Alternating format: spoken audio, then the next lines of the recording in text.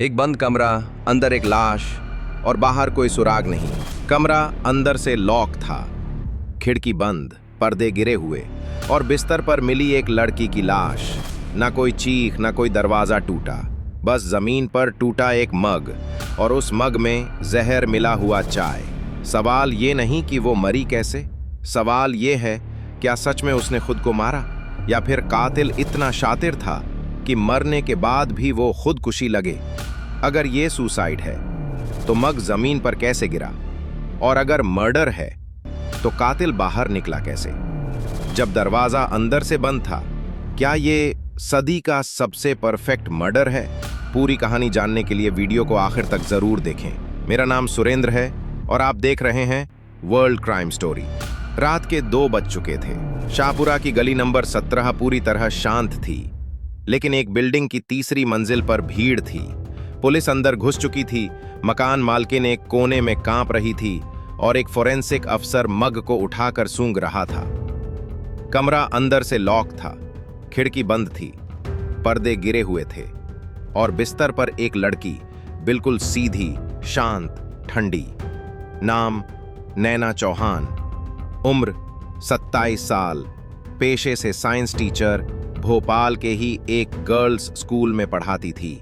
न कोई आपराधिक इतिहास, न किसी से दुश्मनी और न कोई ऐसा इशारा जिससे लगे कि वो अपनी जिंदगी खत्म कर सकती है। लेकिन अब वो मर चुकी थी।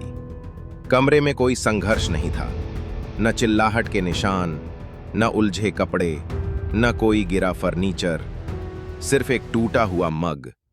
जमीन पर पास ही बिखरी हल्की चाय की धारियां, लेकिन उस चाय में एक अजीब गंध थी, कोई केमिकल जैसा।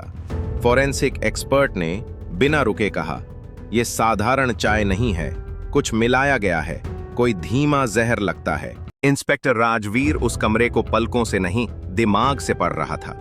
उसकी नजरें हर छोटी चीज पर थीं, डायरी के खुले पन्ने पर, अलमारी में रखे कपड़ों पर, टेबल पर पड़े लैपटॉप की ब्लिंकिंग स्क्रीन पर। मोबाइल चार्जिंग में लगा था, डायरी के 2 पन्ने फटे हुए थे। बेड पर पड़ी नैना की आंखें आधी खुली थीं, जैसे मरने से पहले भी वो पूरी तरह आंखें मूंद नहीं पाईं। राजवीर बोला, खुदकुशी करने वाला इंसान मग को इस तरह फर्श पर नहीं गिराता। ये किसी और का हाथ लग रहा है, लेकिन फिर ये दरवाजा अंदर से कैसे लॉक हुआ? सवाल बहुत सारे थे, जवाब एक भी नहीं। पड़ोसी और मकान मालकिन सीमा तिवारी ने बताया, रात 9 बजे तक कमरे की लाइट जल रही थी, फिर अंधेरा हो गया। मैंने आवाज दी, लेकिन कोई जवाब नहीं मिला। सुबह 7 बजे तक दरवाजा बंद ही था, तब जाकर पुलिस को बुलाया गया। पुलिस ने कॉल रिकॉर्ड्स खंगाले। रात 8:42 पर नैना ने एक कॉल की थी, सिर्फ 17 सेकंड की, एक नाम पर, आरव मेहरा। आरव नैना का कॉलेज फ्रेंड, अब एक मेडिकल स्टोर में काम करता है। उसे केमिकल्स की जानकारी है, दवाइयों की भी और नैना की जिंदगी की भी। क्या वो सिर्फ दोस्त था या कुछ और? नैना की सबसे करीबी दोस्त रिया माथुर से पूछताछ हुई। रिया ने कहा, नैना पिछले कुछ हफ्तों से बहुत डरी हुई थी। उसने एक दिन कहा, अगर मैं मर गई तो लोग कहेंगे सुसाइड था, लेकिन सच्चाई तुम जानती हो। पुलिस को उसकी डायरी के बचे पन्नों में वो लाइन भी मिली, मैं उसे बहुत चाहती हूं लेकिन अब उसी से सबसे ज्यादा डरती हूं। कमरा पूरी तरह बंद था, मग टूटा हुआ था, लड़की मरी हुई थी और मौत का कोई गवाह नहीं था, मगर फिर भी कोई था जिसने ये सब किया। ऐसा कातिल जो दरवाजा बंद कर सकता था, ऐसा जहर ला सकता था जिसे कोई सूंघ भी न पाए, और ऐसा खेल खेल सकता था जिसे देखकर लगे कि कुछ हुआ ही नहीं। राजवीर ने कमरे से बाहर निकलते हुए सिर्फ इतना कहा, यह सुसाइड नहीं है, यह मर्डर है, और मर्डर उस इंसान ने किया है जो नैना को बहुत अच्छे से जानता था, बहुत बहुत करीब से। अब तक ये केस सिर्फ एक मौत था, लेकिन अब ये केस बन चुका था एक दिमाग की चुनौती। कातिल अब भी बाहर घूम रहा था, या शायद वो पहली बार पुलिस के सामने अब आने वाला था। लेकिन अब सवाल ये था, जिसने मारा वो गया कैसे? और अगर गया ही नहीं तो अब तक छुपा कहां है? फोरेंसिक टीम कमरे की हर चीज की तस्वीरें खींच रही थी, जहर की मात्रा जांची जा रही थी, लेकिन जो सबसे रहस्यमयी चीज थी वो थी नैना की डायरी के 2 फटे हुए पन्ने।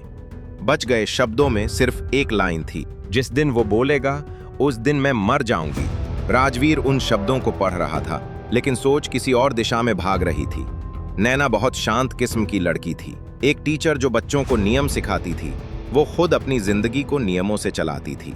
तो फिर उस शांत लड़की ने जहर की चाय पीने से कुछ सेकंड पहले मोबाइल उठाकर सिर्फ 17 सेकंड की कॉल क्यों की? आरव मेहरा नाम पुलिस के सामने था, लेकिन उस तक पहुंचना अभी आसान नहीं था। पुलिस ने उसका एड्रेस ट्रैक किया। वो शहर के उस इलाके में रहता था जहां गलियां तंग और सच्चाइयां और भी तंग थीं। सुबह 6 बजे का वक्त था जब राजवीर की टीम वहां पहुंची। दरवाजा खुलवाया गया। आरव बाहर आया, नींद से भरा हुआ चेहरा, आंखों में थकावट और हाथ में मोबाइल। पूछा गया, कल रात 8:42 पर तुम्हें नैना ने कॉल किया था, क्या बात हुई थी? आरव चुप रहा, फिर धीमे से बोला, कुछ नहीं। उसने बस इतना कहा, तुमने जो चाहा वो कर लिया, अब जो होना है हो जाएगा। और कॉल कट गया। राजवीर की आंखें उस पर टिक गईं। ये लाइन कोई मजाक में नहीं बोलता। ये लाइन तब बोली जाती है जब इंसान टूट जाता है। आरव ने सर झुका लिया।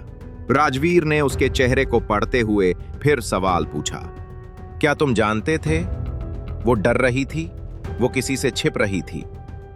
आरव ने जवाब दिया, हाँ, वो पिछले कुछ हफ्तों से बदल गई थी। उससे मिलना मुश्किल हो गया था। वो फोन पर भी कम बात करती थी, कुछ तो छुपा रही थी। राजवीर ने उसकी आंखों में झांका, क्या तुमसे? आरव ने आंखें फेर ली। राजवीर को यकीन हो गया था, आरव कुछ जानता है, लेकिन वो सिर्फ हिस्सा है कहानी का, पूरा चेहरा नहीं। उसी समय लैब से जहर की रिपोर्ट आई। कंफर्म हुआ, पोटासियम साइनाइड, एक ऐसा जहर जो महज 2-3 मिनट में काम कर जाता है। गंधहीन नहीं, लेकिन चाय के साथ मिक्स करने पर इसकी गंध ढंक सकती है। अब सबसे बड़ा सवाल था, अगर नैना ने यह खुद पिया तो वो मग हाथ से फर्श पर कैसे गिरा? और अगर किसी ने उसे पिलाया तो दरवाजा अंदर से कैसे लॉक हुआ? कोई लॉकिंग सिस्टम नहीं टूटा था, कोई तकनीकी छेड़छाड़ नहीं, फिर भी पूरा मामला परफेक्ट मर्डर की तरह सजा हुआ था।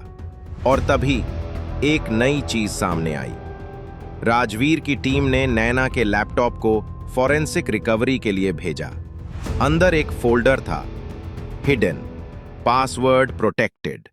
नाम था नैनाज ट्रूथ। अब कहानी सिर्फ एक कमरे की नहीं रही थी। अब यह केस एक लड़की के सीक्रेट्स, उसकी चुप्पी और उसकी मजबूरी के साए में घुस चुका था। राजवीर जान चुका था, अब सच्चाई उस फोल्डर में छिपी है और वही बताएगा कि मौत सिर्फ चाय में नहीं थी, वो तो बहुत पहले शुरू हो चुकी थी। राजवीर की नजर उस फोल्डर पर टिकी थी, नैनाज ट्रूथ, छिपा हुआ, लॉक्ड, पासवर्ड प्रोटेक्टेड। वो जानता था जो सवाल अब तक किसी ने नहीं पूछे, शायद उनके जवाब इस फोल्डर में हों। साइबर टीम ने कुछ ही देर में पासवर्ड ब्रेक किया। पासवर्ड था अधूरी, हिंदी में, छोटे अक्षरों में। एक टीचर जो साइंस पढ़ाती थी, उसने अपने सबसे गहरे सच के दरवाजे को एक भाव से लॉक किया था, अधूरी। फोल्डर खुला, अंदर 5 वीडियो क्लिप्स थीं। पहली क्लिप 2 मिनट 43 सेकंड की, नाम डे 1। राजवीर ने प्ले दबाया। नैना कैमरे के सामने थी। कमरे की वही दीवार पीछे थी जहां अब पुलिस खड़ी थी। उसके चेहरे पर थकावट थी, लेकिन आंखों में कुछ दबा हुआ डर। उसने बोलना शुरू किया। आवाज धीमी थी लेकिन साफ। अगर ये वीडियो कभी किसी के हाथ लगे तो समझ लेना कि मैं अब नहीं हूं। मैं जानती हूं, लोग कहेंगे सीधी लड़की थी, क्या हुआ होगा इसे, लेकिन सच्चाई ये है, मैं धीरे धीरे जहर पी रही हूं। लेकिन वो जहर किसी गिलास में नहीं है, वो इंसान के रूप में मेरे आसपास है। राजवीर की आंखें स्क्रीन पर जम गईं। उसके पीछे खड़ी कांस्टेबल ने अनजाने में सांस रोक ली। नैना वीडियो में कह रही थी, मैं आरव को कॉलेज से जानती हूं, पहले सब अच्छा था, फिर कुछ बदला, उसका बर्ताव, उसकी बातें, उसका गुस्सा। मैंने उसे दूर करने की कोशिश की, लेकिन वो हर बार वापस आ जाता था, और हर बार पहले से ज्यादा पागल होकर। राजवीर ने तुरंत टीम से कहा, आरव को फिर से उठाओ, इस बार कैमरे के सामने। वीडियो चलता रहा। एक दिन उसने कहा था, अगर तुम मेरी नहीं हो सकती तो किसी की भी नहीं हो सकती। मैं डर गई थी, लेकिन मैंने ये बात किसी को नहीं बताई, क्योंकि हर कोई यही कहता, इतना भी क्या डरना, क्योंकि जब कोई औरत डरती है तो दुनिया हंसती है, लेकिन जब वही डर जान ले लेता है तब सब अफसोस जताते हैं। राजवीर के सामने अब तस्वीर साफ हो रही थी। ये केस अब सिर्फ मौत की जांच नहीं था, ये एक मनोवैज्ञानिक आतंक, एक भावनात्मक कैद और एक धीरे धीरे गढ़ा गया मर्डर प्लान था। लेकिन सवाल अभी भी वही था, आरव ने किया तो किया कैसे? कमरा बंद कैसे हुआ? वो अंदर गया तो वापस कैसे निकला? वीडियो खत्म हुआ, दूसरा वीडियो चला। इस बार नैना ने बाल बांध रखे थे, चेहरा और थका हुआ था। मैं जब भी दूध उबालती हूँ तो डरती हूँ कहीं कुछ मिला ना दिया गया हो। कल रात जब मैंने चाय पी तो हल्का स्वाद बदला हुआ लगा, लेकिन मैंने पिया क्योंकि थक गई हूँ डरते डरते। राजवीर की टीम अब उस मग और केतली को दोबारा फोरेंसिक एनालिसिस के लिए भेज चुकी थी। राजवीर के दिमाग में अब एक नई दिशा चल रही थी। क्या जहर एक ही बार में नहीं बल्कि धीरे धीरे दिया गया? वीडियो में नैना बोली, अगर मेरी मौत के बाद कोई शक करे तो मेरी डायरी के पन्ने पढ़ना, लेकिन हाँ, कुछ पन्ने मैं खुद फाड़ दूंगी ताकि वो हाथ न लगें जिसे मैं बचाना चाहती हूँ। राजवीर की आंखें तेज हो गईं। किसे बचाना चाहती थी नैना? क्योंकि अब कहानी में सिर्फ आरव नहीं था, शायद कोई तीसरा चेहरा भी था जो पर्दे के पीछे था। तीसरा वीडियो अपलोड नहीं हो सका, फाइल करप्ट निकली। चौथे वीडियो में सिर्फ एक लाइन थी, अगर किसी दिन मैं कहूं मैं ठीक हूं तो समझ लेना मैं सबसे बुरी हालत में हूं। राजवीर अब थक नहीं रहा था, वो उलझ रहा था और ये उलझन ही उसे सच के और करीब खींच रही थी। और आखिरी वीडियो खुला, लेकिन इस बार नैना कैमरे के सामने नहीं थी। ये एक वॉइस रिकॉर्डिंग थी। उसके कमरे में अंधेरा था, सिर्फ उसकी आवाज थी। उसने आज फिर मेरी चाय में कुछ डाला, लेकिन इस बार मैं पी गई, क्योंकि अब मैं थक गई हूं। अब मैं जवाब नहीं चाहती, अब मैं बस सुकून चाहती हूं। मैं नहीं जानती पुलिस क्या मानेगी, लेकिन मैं बस यही चाहती हूं, मेरे बाद कोई और न मरे। वीडियो बंद हुआ, कमरा फिर से शांत था। राजवीर ने सिर्फ एक वाक्य बोला, ये आत्महत्या नहीं थी, ये एक लड़की की आखिरी चुप्पी थी जिसे जहर से लिखा गया है। और फिर सवाल, क्या आरव अकेला था या नैना जिस तीसरे चेहरे को बचा रही थी वही असली कातिल है? वो नैना की सबसे करीबी थी, फिर सबसे दूर हो गई। आरव के इन शब्दों ने राजवीर को झकझोर दिया था। नाम था त्रिशा वर्मा, उम्र 28, इंग्लिश टीचर, उसी स्कूल में जहां नैना पढ़ाती थी। पहले दोनों साथ लंच करती थीं, छुट्टियों में घूमती थीं, लेकिन पिछले कुछ महीनों से नैना का व्यवहार एकदम बदल गया था। ना स्कूल में ज्यादा बात, ना सोशल मीडिया पर कोई एक्टिविटी। राजवीर अब सीधा स्कूल पहुंचा। स्टाफ रूम में त्रिशा एक कोने में बैठी थी, बालों में सफेद क्लिप, हाथ में कॉफी और चेहरे पर हल्की सी मुस्कान। आप नैना की दोस्त थीं? राजवीर ने सीधा सवाल किया। त्रिशा ने कॉफी रखी। उसका जवाब सीधा था, लेकिन उसमें कुछ छुपा हुआ भी था। क्या वजह थी दूरी की? नैना बहुत बदल गई थी, हर चीज में डरने लगी थी, छोटी बातों पर भी रो देती थी। मैंने सोचा शायद उसे कुछ प्राइवेट स्पेस चाहिए, तो मैंने खुद ही दूरी बना ली। आपने कभी सोचा कि उसे मदद चाहिए? हाँ, लेकिन जब कोई खुद बोलने को तैयार ना हो तो आप क्या कर सकते हैं? राजवीर नोटिस कर रहा था, त्रिशा के चेहरे पर अफसोस नहीं था, बस एक थकावट थी। उसी वक्त लैब से दूसरी रिपोर्ट आई। मग पर आरव के फिंगरप्रिंट नहीं थे, ना हैंडल पर न किनारे पर, लेकिन एक हल्का सा स्मज फिंगरप्रिंट मिला था, नारी हाथ का। राजवीर ने रिपोर्ट को त्रिशा के सामने रखा। तुम कह रही हो तुमने दूरी बनाई थी, लेकिन तुम्हारे फिंगरप्रिंट उस मग पर हैं जिसमें जहर मिला था। त्रिशा का चेहरा एक पल के लिए सुन्न हो गया। मैं पिछले हफ्ते उसके घर गई थी, वो बीमार थी, मैंने उसके लिए चाय बनाई थी। क्या तुम जानती थी उस चाय में क्या था? नहीं। उसकी आवाज अब कांपने लगी थी। क्या नैना ने कभी बताया कि वो किससे डरती थी? त्रिशा ने एक लंबी सांस ली और फिर जो बोला उसने पूरा केस हिला दिया। हाँ, उसने मुझसे कहा था, अगर मैं कभी कुछ कर बैठूं तो मत समझना कि मैंने हार मानी, समझना कि किसी ने जीत छीन ली। राजवीर की आंखों में सवाल तैरने लगे। किसने छीन ली? त्रिशा ने आंखें झुका ली। वो सिर्फ आरव नहीं था, उसके पीछे था वेदांत। राजवीर की सांस रुक गई। वेदांत स्कूल का ही लैब असिस्टेंट, 40 साल का, शांत, सबकी मदद करने वाला, लेकिन लैब तक पूरी पहुंच, केमिकल्स तक कंट्रोल और स्कूल स्टाफ की निजी जिंदगी से ज्यादा वाकिफ। त्रिशा ने कहा, वो नैना को हर दिन देखता था, उसे नोट करता था, बातें करता था। धीरे धीरे उसने नैना पर एक मनोवैज्ञानिक पकड़ बना ली थी। आरव बस एक मोहरा था, क्योंकि जब नैना वेदांत से दूर होने लगी तब आरव को भड़काना शुरू किया गया। अब पूरा केस एक नई शक्ल ले चुका था। वेदांत वो चेहरा था जिसे नैना बचाना चाहती थी, शायद इसलिए कि उसे कभी उस पर भरोसा था, या शायद डर इतना गहरा था कि नाम नहीं लेना चाहती थी। राजवीर अब जान गया था, मग में जहर, दरवाजे की लॉकिंग, सीसीटीवी की गड़बड़ी और नैना की वीडियो डायरी, सब कुछ एक प्लान का हिस्सा था। लेकिन एक प्लान में एक गलती हमेशा रह जाती। अब राजवीर को बस उस एक गलती को पकड़ना था जो वेदांत को नंगा कर दे। वेदांत नाम सुनते ही राजवीर के जहन में जैसे एक साया उतर आया था। एक ऐसा चेहरा जो अब तक हर तस्वीर के पीछे खड़ा था, शांत पर समझदार, मददगार लेकिन सब पर नजर रखने वाला। राजवीर को अब बस एक चीज चाहिए थी, उस एक गलती की तलाश जो इस परफेक्ट मर्डर में वेदांत ने की थी। वो दोबारा नैना के कमरे में गया, हर चीज फिर से देखी, हर चीज, मगर इस बार दिल से नहीं, दिमाग से नहीं, इंसान की तरह, डर की तरह। तभी उसकी नजर अलमारी के ऊपरी खाने पर गई, जहां एक पुराना स्कार्फ लटका था, थोड़ा मुड़ा हुआ। राजवीर ने उसे खींचा। उसके पीछे दीवार में एक छोटा कैमरा निकला, छुपा हुआ कैमरा, नैना के कमरे में दीवार की दरार में छुपा हुआ, और उस कैमरे का कार्ड अब भी वहीं था। राजवीर की उंगलियां कांप रही थीं जब उसने उस कार्ड को लैपटॉप में लगाया। वो कैमरा पिछले 3 हफ्तों से रिकॉर्डिंग कर रहा था, और वो रात भी उसमें कैद थी जब नैना मरी। वीडियो चालू हुआ। रात 8:36।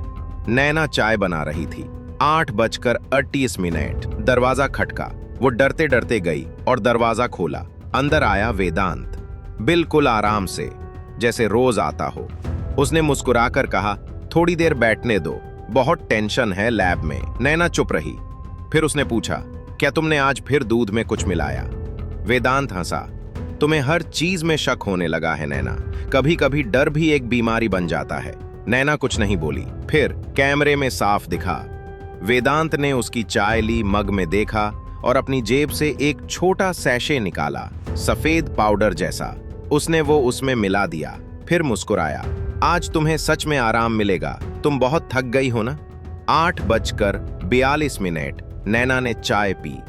8:44। वो कांपने लगी। 8:45। वेदांत ने दरवाजा अंदर से लॉक किया। 8:48। नैना गिर गई। 8:50। वेदांत ने खिड़की की जाली खोलकर पीछे से निकलने वाला सेफ्टी लैच एक्टिवेट किया, जो खुद ब खुद अंदर से लॉक हो जाता था। वो निकल चुका था, लेकिन दरवाजा अंदर से लॉक, खिड़की बंद और नैना मृत। प्लान परफेक्ट था, पर एक छोटी गलती, कैमरा।